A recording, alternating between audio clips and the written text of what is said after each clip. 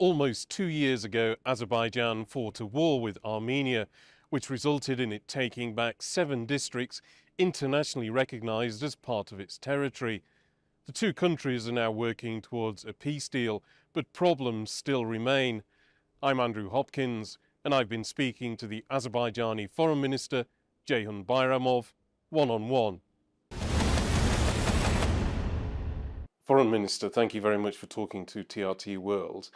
In recent months, the European Union has been mediating, if you like, between Azerbaijan and Armenia to try and bring them closer together, try and bring about some kind of peace deal. How is this process going at the moment? Are you getting close to that peace deal? And also, how about the latest fighting in the Lachin area a few days ago? How has that affected the process? To make it clear and to explain maybe a bit about the process, right after the war, right after the end of the 44 days patriotic war and liberation of Azerbaijani territories formerly occupied by neighboring Armenia, and the implementation of 4 UN Security Council resolutions, it was Azerbaijan who originally offered in early 2021 to Armenia. Azerbaijan proposed to turn the page of the old hostility and to start working on a peace agreement. For almost a year, the Azerbaijani proposal has not been reciprocated by Armenia, and then in February 2022, Azerbaijan did another positive steps towards post-conflict normalization, and Azerbaijan provided to Armenia, originally through mediators, and then we made this document publicly available, open, the basic principles for the potential peace agreement in the future. And this move from the Azerbaijani side, it was very well received by a number of international actors, and here probably I need specifically mention the initiative and the very active role of European Union and personally EU Council President Mr. Charles Michel, who, right after this, organized 2 meetings of the leaders of Armenia and Azerbaijan with his personal involvement and mediation. One was conducted in April, another one in late May in Brussels. And among other, let's say, dimensions of potential normalization between Armenia and Azerbaijan, the issue which you mentioned, the potential peace deal, peace agreement, it was specifically discussed and also stated in the post-meeting, let's say, statement, which was issued on behalf of European Union about the special instructions to the foreign ministers of 2 states to start working on a peace agreement. What I can say is that, unfortunately, notwithstanding to the further positive steps from Azerbaijani side, we, in several occasions, we offered Armenia to organize, to create a working group in order to deal with this issue in a more structured way. So far, Armenia is delaying the process. So from this perspective, when you say about the progress, we believe that the progress could be much better, but still we know that this is still the issue which is under discussion. Recently, on 16th of July, I had a meeting with Armenian Foreign Minister Ararat Mirzayan in Tbilisi, where, among other issues, we also discussed the potential progress in respect of these issues. And of course, European Union is also, trying to bring the positions of the parties closer. So we will see. When you mentioned about the recent tensions in Karabakh, the reason for these tensions is, let's say, another violation by Armenia of the provisions of a trilateral statement, which was signed on 10th of November after the end of the war, because based on this statement and the provision specifically referring to the obligation of Armenia to withdraw their military forces from Karabakh region of Azerbaijan, unfortunately, this process it was not implemented by Armenia, and the presence of illegal Armenian military forces in Karabakh region. This is always the source for the tension, and within the last almost a year and 9 months, we, in several occasions, we witnessed such tensions, and the real reason for this is, again, non-respecting by Armenia of their obligations. And on August the 3rd, as a result of another provocation in the early hours of the day, as a result of shooting from Armenian side, Azerbaijani soldier, the young Azerbaijani soldier, was killed. As a response to this, Azerbaijani military forces, of course, they took appropriate measures, and it lasted several hours on August the 3rd. At the moment, the situation is stable, but in order to avoid the possible tensions in the future, in order to have a stable situation, in order to have, let's say, very safe environment, because otherwise this is very fragile. Of course, the full implementation of the provision of trilateral statements and other agreements between the parties, they had to be fulfilled. Azerbaijan has said that the withdrawal of Armenian troops from Karabakh is a necessity. Now, the Armenian government has said it will do that by next month. Is that an acceptable time frame for you?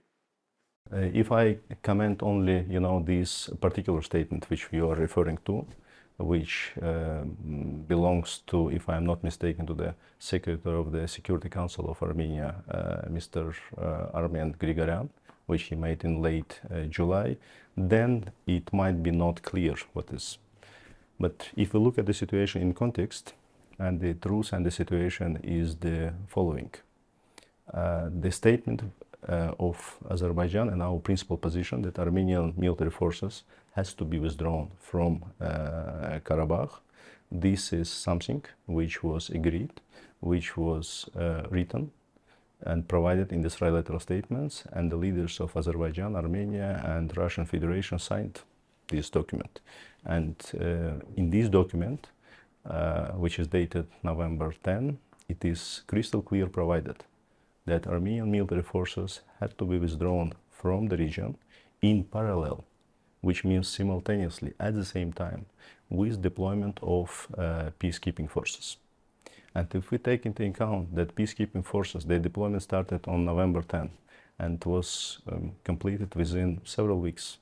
So the latest, by 1st December 2020, Armenian military forces had to be withdrawn from the territory of Azerbaijan.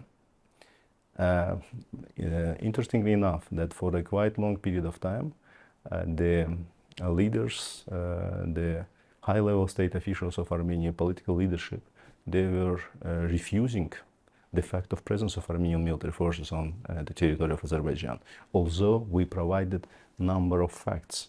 But quite recently, several high-level officials from Armenia, they actually confirmed the still presence of Armenian military forces. The Secretary of the Security Council, this is not only him who actually confirmed this, but even his statement, this is another confirmation of brutal violation by Armenia of the provisions of trilateral statements for almost 2 years. And then when we hear now about the dates, about the September 2022, unfortunately, for us, this is at the moment is only another statement, because for the last 2 years we heard a lot of statements. I can name you, I am not doing this only for the sake of the time, I can name you dozens of statements of high-level state officials from Armenia, from the leadership of Armenia, very controversial, mutually exclusive. And from this perspective, the acknowledgement by Armenia of the fact of presence and another so-called commitment to withdraw them, although this is a kind of, might be considered as a positive, let's say, messages from Armenian side, but we of course want to see the real steps, and only rhetoric and only statements, it is of course not enough. We have to be sure that Armenia fulfills its obligations, and then it will, of course, positively affect the overall process of normalization. Now, as you know, and as many people will know, Turkey and Armenia are also trying to normalize their relations, and according to what the Turkish government says, that's in conjunction with your government as well. So I'm wondering, do you welcome these latest initiatives in which they say they will open their borders to citizens of third countries? So I imagine that will be for foreign tourists, also for direct cargo flights. So do you welcome that and hope it happens as soon as possible? Yes, you are right, and we, as you know, we openly supported the process of normalization between Turkey and Armenia. And Azerbaijan also supported this process, the establishment of special representatives, and we know that already several meetings of special representative of Armenia and Turkey happened, and of course the actions towards the normalization between Turkey and Armenia, it is very well received and supported by Azerbaijan. And from this perspective, this is another sign of Azerbaijan and Turkey being the very responsible international actors, members of international community, who look at the situation from a global view with the interest of normalization, not only bilateral ties, but the overall security environment in the region. And of course, this is not a big secret that we, Azerbaijan and Turkey, we are being the brotherly countries, we are being the allies. Of course, we are in close contacts. Of course, we are discussing all important, relevant regional and global issues.